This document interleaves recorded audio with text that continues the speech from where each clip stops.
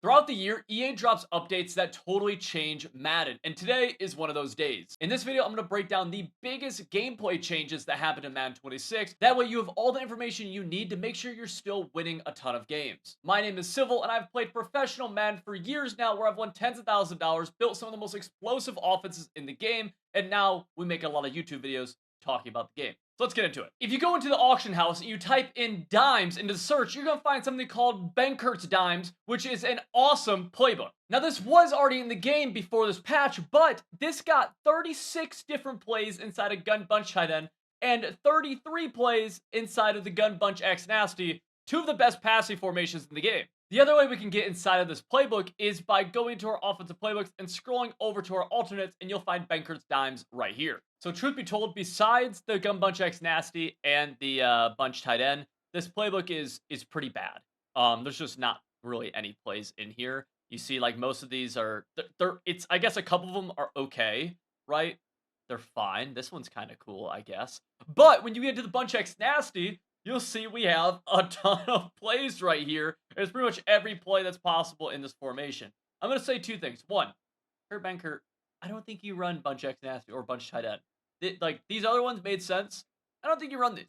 But with that being said, this is like, these are two of the best passing formations in the game. This playbook is awesome now. So I just want to call out a couple of my favorite plays that are inside of both the Bunch Tight End and the Bunch X Nasty. Cheat tight end hitch halfback wheel or halfback seam is awesome. You get the auto motion wheel play. Another one that's going to be great for you is going to be, let's find it. Inside switch is cool. Mesh dig is cool. PA verticals is cool. Whips is an awesome one, right?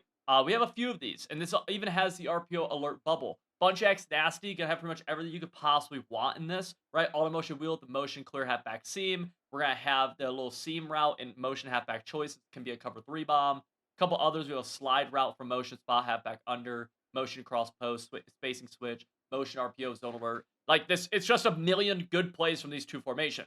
Now, if you want to call anything besides these two formations, you can't. You just can't.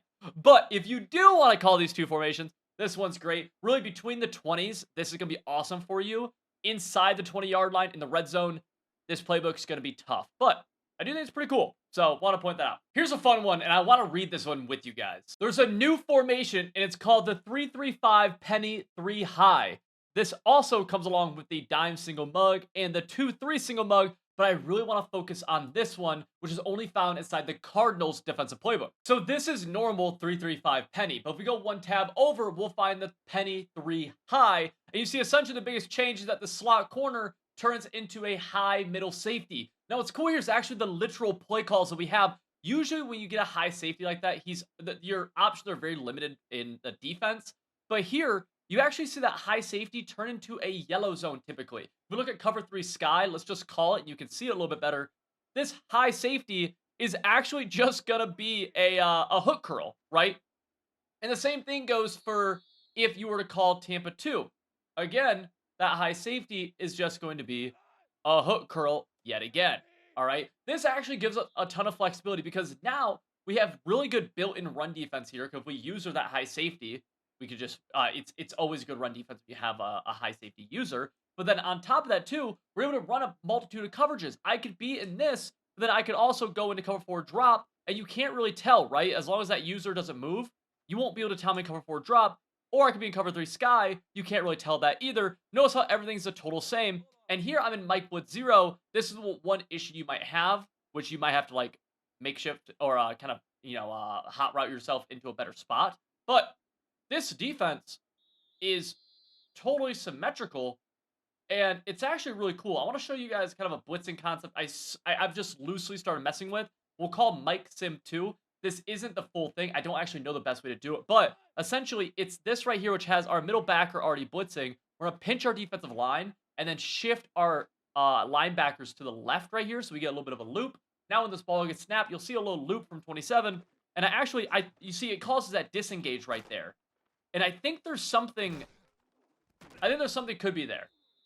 I think something could be there 100%. I'm not 100, like, I don't know the game, like, this update just dropped, but I do think that if we run this numerous times, you'll see that this bad boy, like, kind of consistently comes free at least a little bit. And then from here, we're usually in this high safety. We could set up this look every single time, and they'd never know. Again, we get that shed or that kind of disengage, and we're just totally good. I think this is gonna be one of the I don't know. It's one of it's the most unique defensive formation I've seen them added to the game that also has a lot of practicality. Right there, you see that loop almost comes in free. I think there's something there.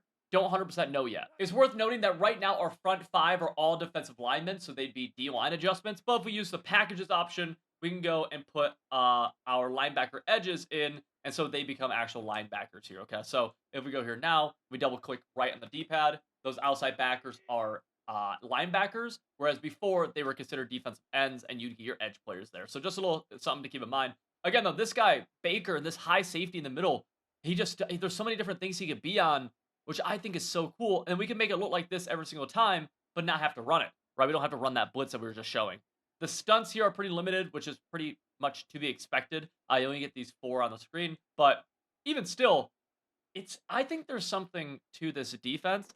And with us having outside linebackers who are stand-up, the biggest issue that come from this style is that you might be loose on the edges, right, where they could hit you with RPOs. But because our linebackers are stand-up backers, we could technically zone them out, and we could still be in a good spot. So I don't think I'm too concerned about that. Now, real quick, I do want to take a second to say, with all these changes to gameplay, if you want to know the best place to make sure you're winning games post-patch, you need to check out my website, civil.gg. We're used by over 2,000 active players, and with code CIVIL30, you'll get 30% off every offensive and defensive scheme on the site. These are schemes designed for players of any skill level and any game mode that'll actually help you start winning more games. The link to that is in the top description. And again, you can get 30% off with code CIVIL30. The next one we're testing is awesome. This is in the special teams section, and it reads, increase the max distance on a field goal for kickers with 99 kick power to achieve a 70-yard field goal with a max power low trajectory kick. And the reference I use here is that during the preseason, Jags kicker Cam Little made a 70-yard field goal that tested the boundaries of what is possible on the field. To reflect this achievement,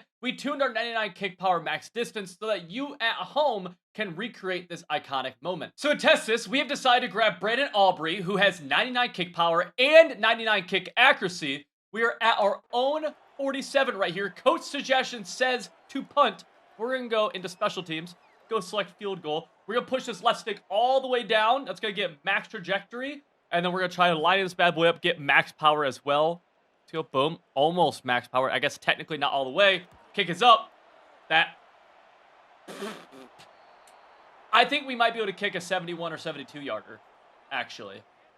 Wow, so here we are going for the 72-yard field goal. We are right on the 45. We have all the way down. Let's see if we can get max power right here. Bang. Boom. Okay, that's just underneath max power, so we might be... Yo. Oh! Okay, so we may have shorted the power just a little, though. Here's try number 2 from 72 yards out. We go for the power. Boom. That's awesome power. Awesome accuracy. Kick is up. Dog, that looks good. Oh! Oh! 72 yards is disgusting. Like, actually disgusting. I'm sick right now. So this next change is a really big quality of life thing that EA did for us. So I'm very pleased about, okay? It's a small note, but it's gonna make a big difference for us as players, I think, because this note reads, greatly improved the visual clarity when a player on the field triggers an ability. Now, what this means in a nutshell is that when a player on the field triggers an ability, you're gonna see it somehow, and you can actually see it in this case with Saquon Barkley, where underneath his player, you're gonna see it light up a little bit. And then every time we activate an ability, you're gonna see that thing keep on lighting up. So let's take a look at what Saquon has, and we can kind of test this theory.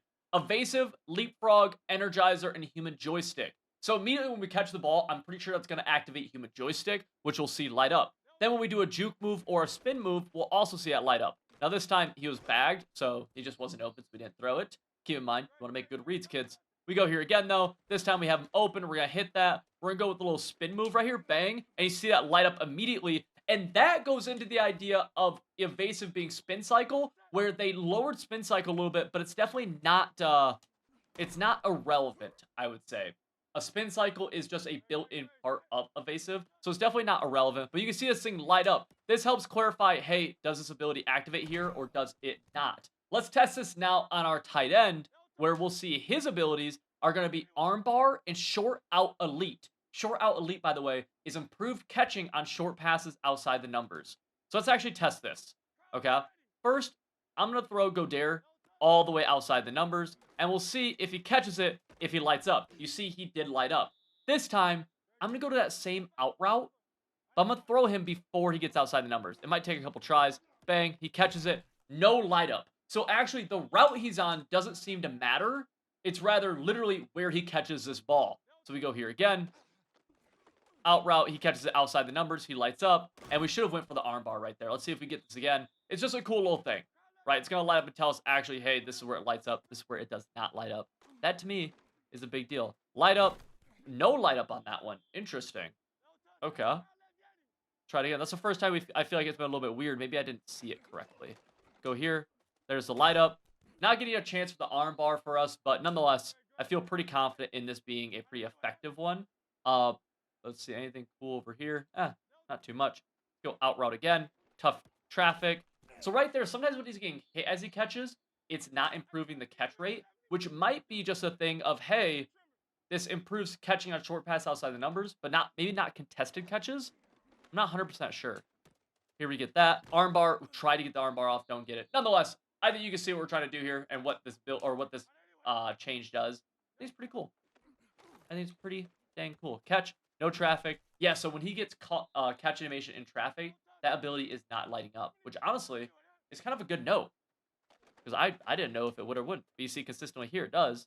I don't know what that move was. That was me spamming A. Nonetheless, so this is a nerf to the best ball carrier move in Madden 26. It's kind of unfortunate to me.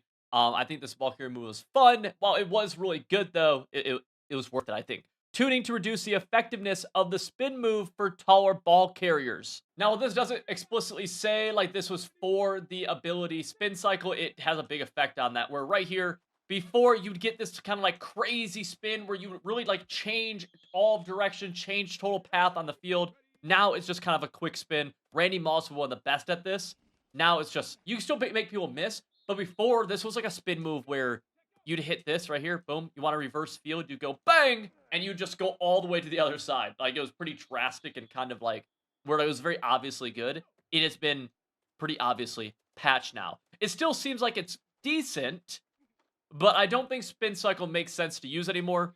There could be an argument for jukebox, but honestly, it seems like the best ball carrier moves now are going to be juke moves, especially when you use the juke move with the right trigger. So holding right trigger, we're just going to go bang, bang, and you can do a little back juke. You have the opportunity to do that. Spin cycle, though, on a tall receiver, no longer necessary. If you're playing MUT, don't waste your AP. Skirt, you can do that, though.